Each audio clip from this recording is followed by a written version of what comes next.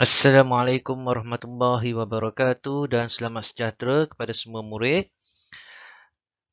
Okey, sejarah tahun 4. Tema yang kita akan pelajari ialah sejarah awal negara. Unit 6 zaman prasejarah. Topiknya ialah kehidupan manusia zaman prasejarah.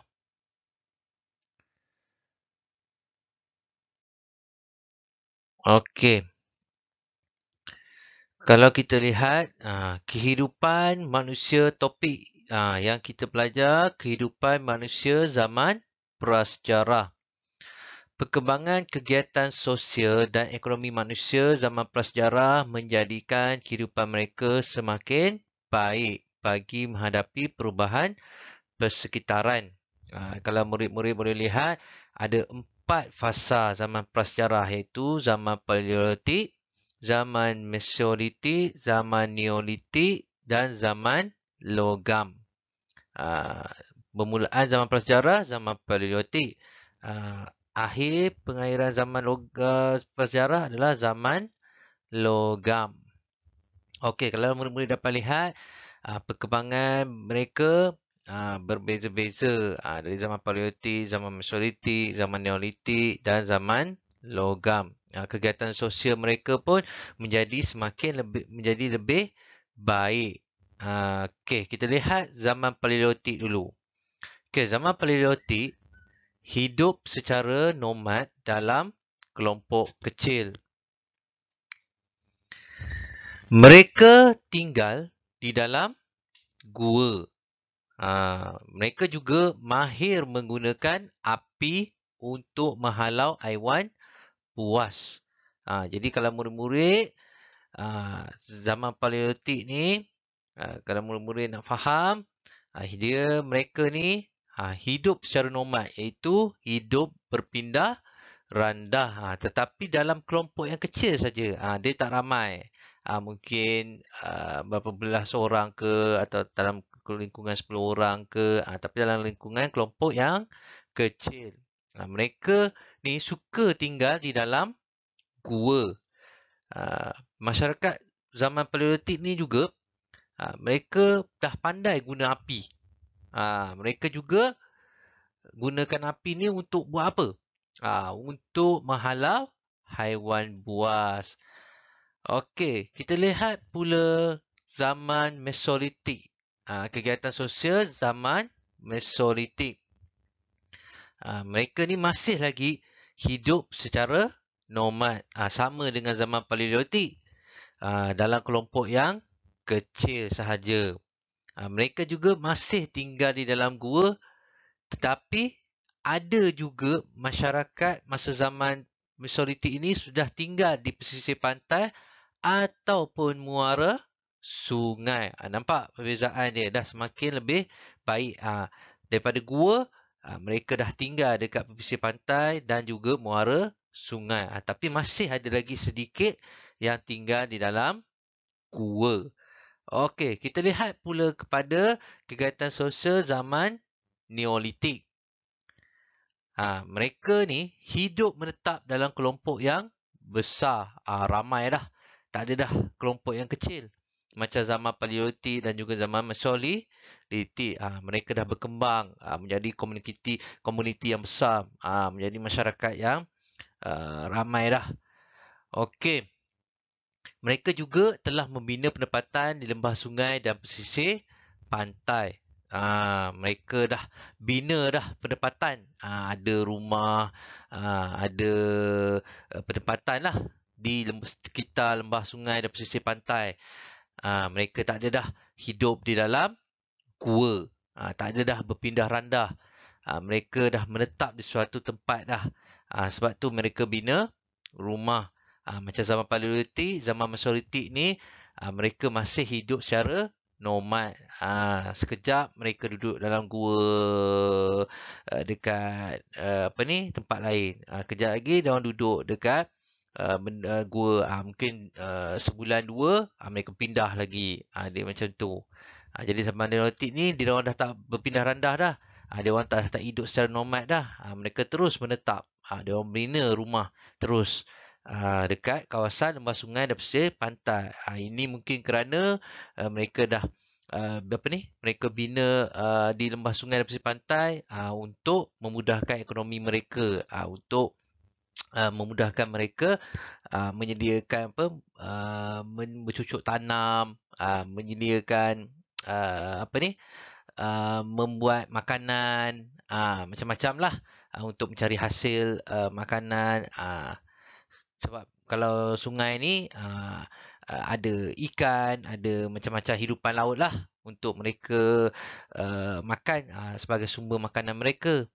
Okey, kalau kita lihat zaman yang terakhir, itu zaman logam. Kita lihat kegiatan sosial mereka.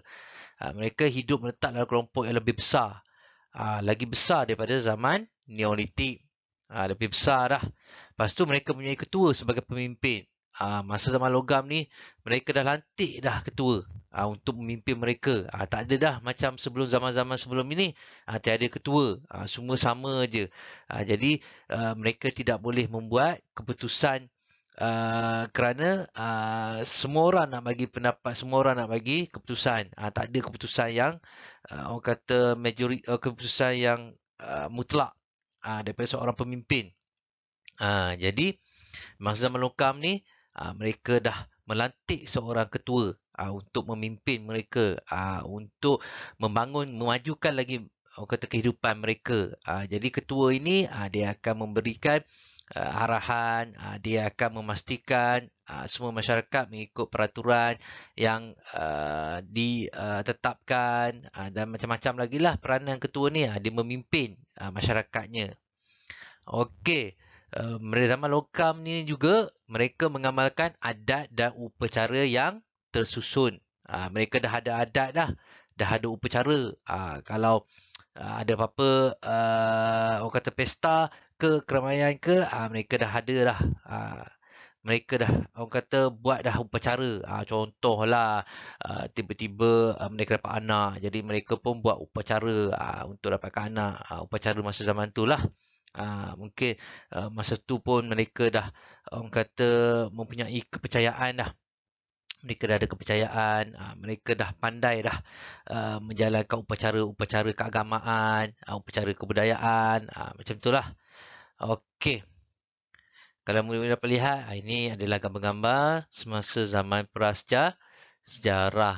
Kalau murid dapat lihat, nampak mereka ni baru lepas pergi memburu ni, bawa binatang ni. Lepas tu yang golongan ibu ni ada tunggu para ketua keluarga atau suami ni pergi mencari makanan.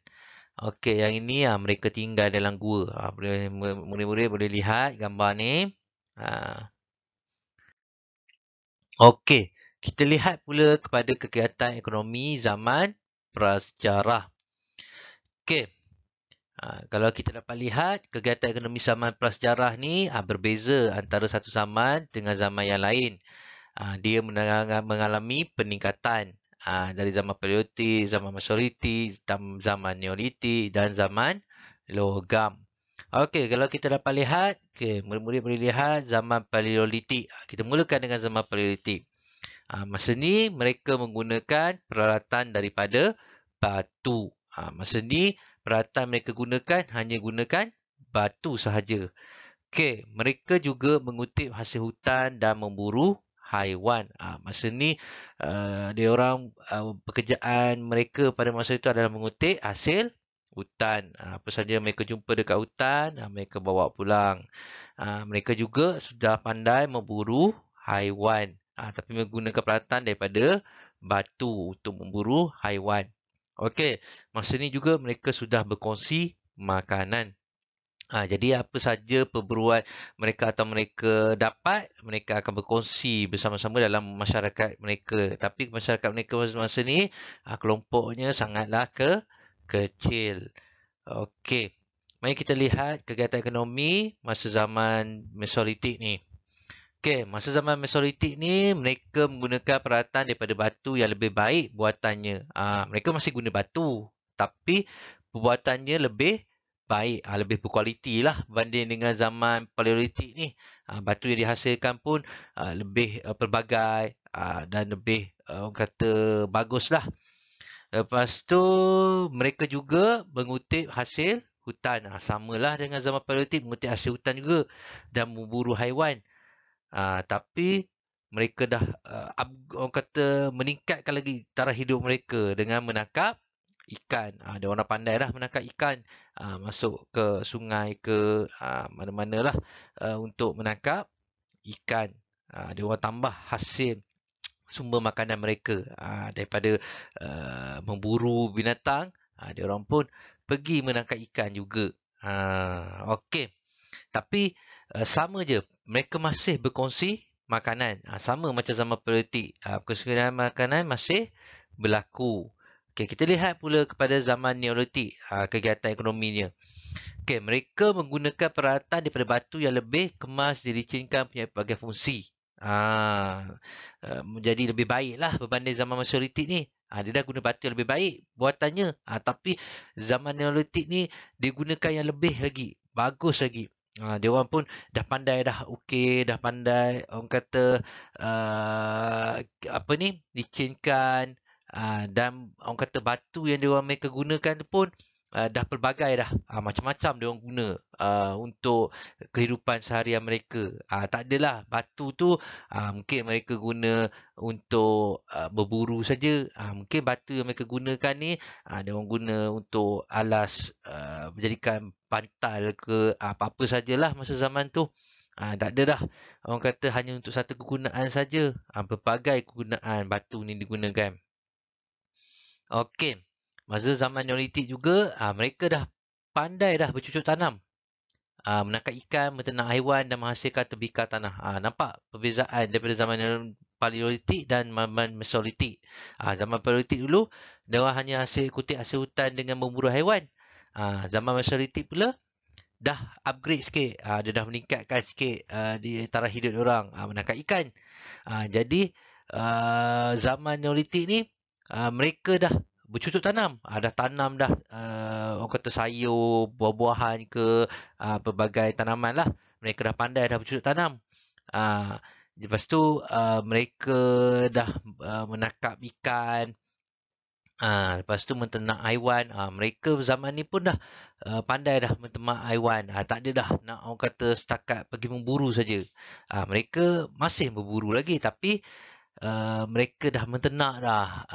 Tak ada dah orang kata mengharapkan pergi memburu saja baru dapat makanan yang berasaskan daging. Contohlah kijang ke, kancil ke, ayam ke atau haiwan-haiwan lain lah. Jadi mereka dah pandai dah menternak. Lepas tu mereka juga dah pandai dah menghasilkan tebikar tanah. Tebikar yang dibuat daripada tanah. Tembikar ni mungkin digunakan untuk menyimpan air, menyimpan makanan ke, apa-apa sajalah. Okey. Mereka juga sudah menjalankan aktiviti perdagangan secara tukar barang dan pengurusan kerja. Mereka dah pandai dah orang kata menggunakan sistem barter. Jadi contohlah keluarga ni dia orang dapat ikan, yang keluarga ni dia tanam sayur. Jadi mereka bertukar.